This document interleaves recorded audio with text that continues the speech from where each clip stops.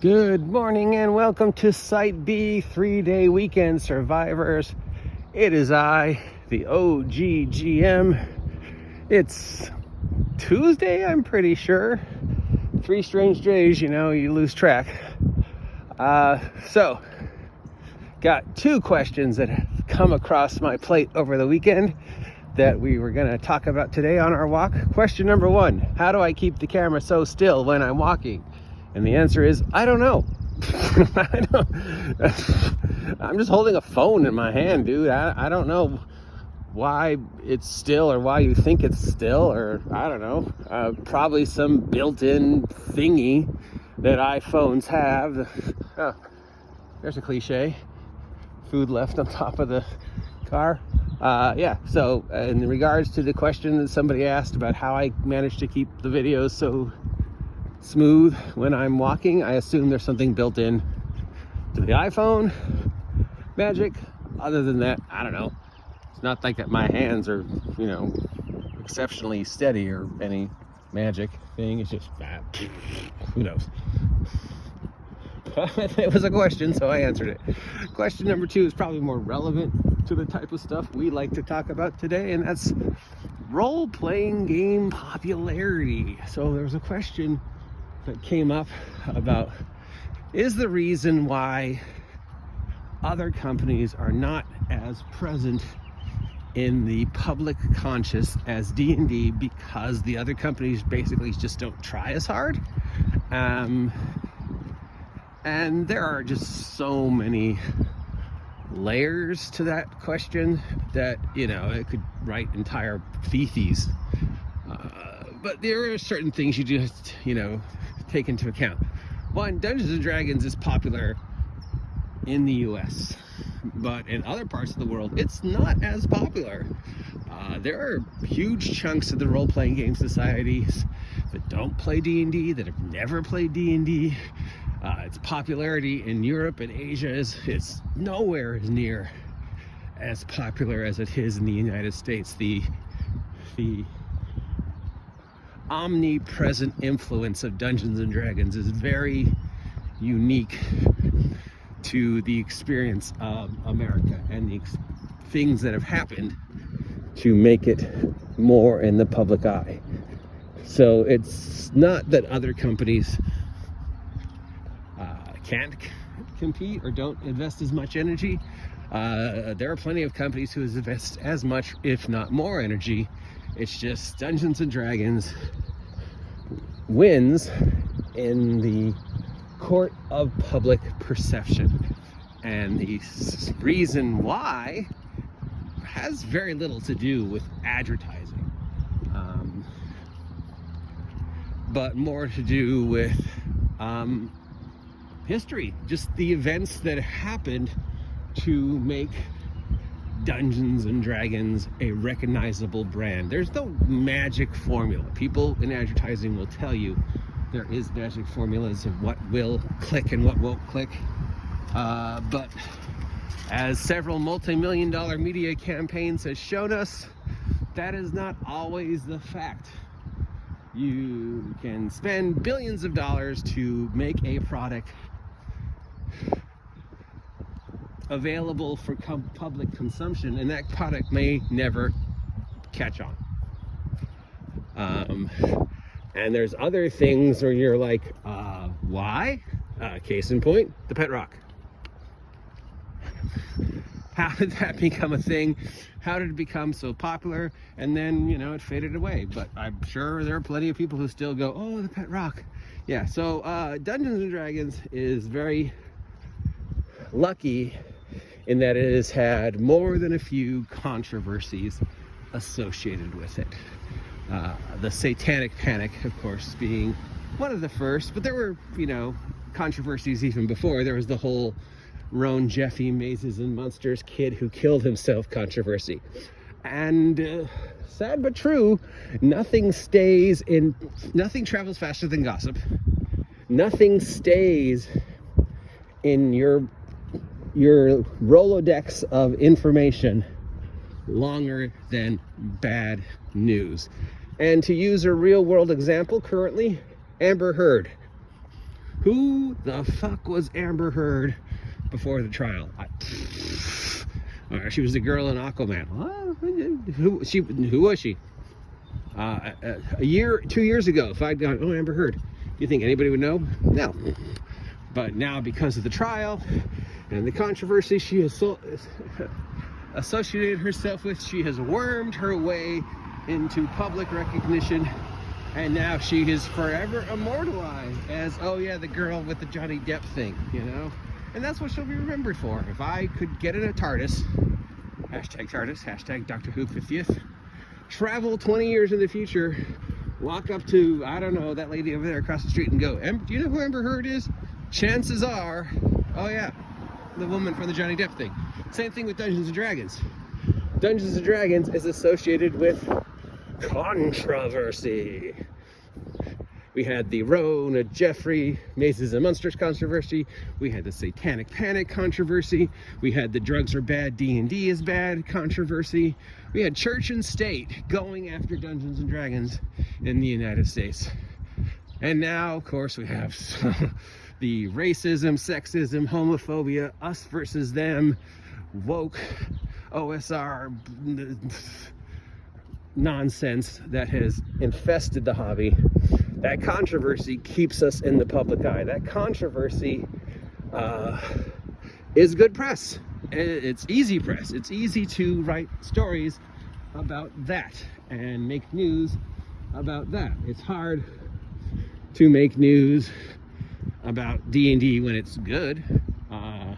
D&D's popularity, of course, greatly increased because of Critical Role and Stranger Things, but that wave was fed upon by the press that allowed that popularity to continue.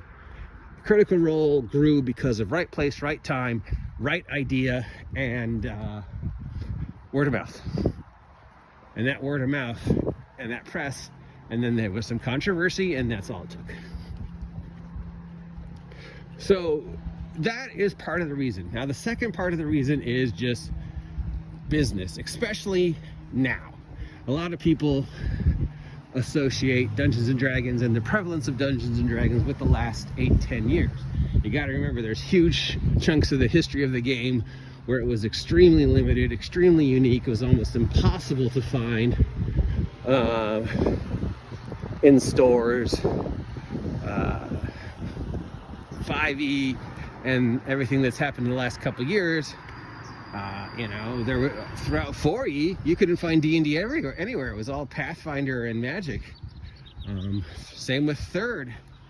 Thirds was regulated to very few stores. You couldn't go into a Barnes and Noble and find 3.5 books, or if you could, it was not to the level that you would find 5e books now. But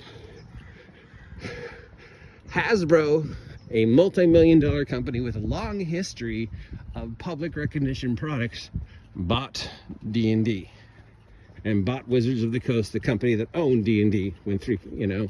And once that happened, Halloween is starting early. That allowed Hasbro to apply the same money-making mentality to Dungeons and Dragons products that they applied to G.I. Joe and board games. They used the leverage they already had to make sure Dungeons and Dragons was in the public eye. And how did they do this? By coming up with things like if you're in order to carry X product in your store, you also have to buy a certain amount of Y product. That's true for Magic. That, you know, let's face it, Wizards of the Coast owns a large chunk of its financial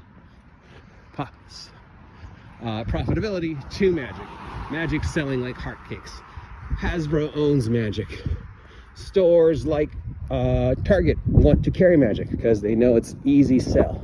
Hasbro says, okay, we'll let you carry X amount of Magic, but you also have to buy for your shelves X amount of board games, X amount of action figures, and then X amount of D&D. And that's even harder.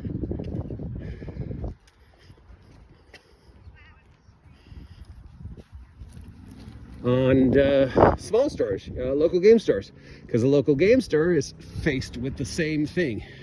We will only sell you X amount of Magic if you carry X amount of our other shit. And you have to sell a certain amount of X amount of our other shit. And it's very hard to compete with Hasbro. And no matter how big and how good the other companies are, other than Disney and Mattel, there's really nobody, especially in our hobby, financially, who has the ability to compete with Hasbro. Now, the third one is kind of a mystery. And I've talked about this before. In the United States, we have two mythologies built in to our society. The mythology and love of the Old West, comic books. When you think about it, this fascination we have with fantastic European Middle Ages, why? Where in America do we have a medieval society and a medieval city and a medieval castle? Oh, Disneyland. We've got medieval castles in Disneyland. We've got medieval castles all over the place because we have this weird fascination with the Middle Ages. And I don't know why. You would think we would be more fascinated with the Old West and comic books. I mean, go to any playground anywhere in the United States. Watch a bunch of kids playing. How many kids do you see playing Spider-Man, playing Batman, playing Power Rangers, dressed up in a Princess Ariel costume, dressed up like Spider-Man, dressed up like Batman, Batman lunchboxes, you know?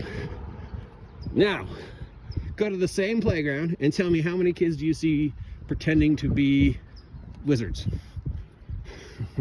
or knights? None. Kids play superheroes and, you know, house. Nobody plays Dungeons and Dragons. Kids, what's going on here? Speaking of Dungeons and Dragons, there's a whole little obstacle course. So yeah, this weird obsession with Europe the way we think it should have been in Middle Ages, and it's not even has anything to do with Lord of the Rings, because there's plenty of people who have never read Lord of the Rings and only became aware with it because of the movies, you know. And there's huge populations of the gaming community that don't play D&D, especially during the 80s. You go up to people and go like, what was your first D&D? Late 80s? They'll say other games. They won't say D&D. And there's plenty of them who have never played D&D. A lot of them are like Rifts or Vampire or Cyberpunk. And even today, despite the public awareness, the amount of actual groups playing D&D is nowhere as near as the public awareness would think. If you go by public perception, everywhere I go, there should be a group of people playing 5th edition. There should be people playing 5th edition in that gas station right now. But if I walk in with a Dungeons and Dragons t-shirt, nope, no recognition, or maybe nice shirt. If I walk in wearing a Batman shirt, everybody's gonna know who that is. And I'm sure if I walk into that gas station, I can find at least one product branded with either Disney or a superhero. I will not find any products branded with Tiamat. So it's just branding and recognition and our weird obsession with the Middle Ages. Add to that the fact that Dungeons and Dragons has Hasbro behind it. Add to that the fact that Dungeons and Dragons has been associated with controversy. Add to that the fact that there is a, you know, big box retail conspiracy working against smaller games. That all adds up to why here in the United States, D&D is #1. And just for the record, its #1 spot is not as big as it was last year or it was a year before. You know, 2000 to 2001, it was 80%. Why? We were all locked in the house. 2001 to 2002, that 80% dropped to 55%, which is still huge, but it's not as huge as 80%. And I haven't seen the numbers for this year yet, but I'm gonna bet they're gonna be lower than last year in regards to sales. Because now people are out, and now people are being exposed. And people have always been exposed to other games, and there's always been large groups of people playing other games. And there's been periods in the history where other games are more popular than D&D. D&D just has the best shelf recognition. And part of that is because of the controversies that we're associated with. It's a satanic panic focused its attention on Monopoly instead of Dungeons and Dragons. Probably, you know, nothing. People would be like, it's these silly games. Some kids. It's that Red Fair game, right? Yeah, nobody would have cared. So yeah, those are all the reasons. So if you're wondering why other companies can't or don't, and it's not that they don't. There are plenty of companies who invest huge chunks of their budget into getting their games in the public face. But they're working uphill against a multi-billion-dollar company with a multi-billion-dollar advertising engine behind it, and they're working up a hill against the public perception, both negative and positive, of Dungeons and Dragons. So it's not that there are better games. I mean, you know, just go on drive-thru, which we're going to do later today or tomorrow, and look at the other games that are selling. You can see they're out there, but you can't compete with that controversy. You can't compete with that big box dominance, and you can't compete with Hasbro. So that's why. Hopefully that answered your questions. If you have any more questions about Dungeons and Dragons versus why Old West and superheroes aren't more popular in our community, we can continue that. Till then, I've been the OGGM. I will see you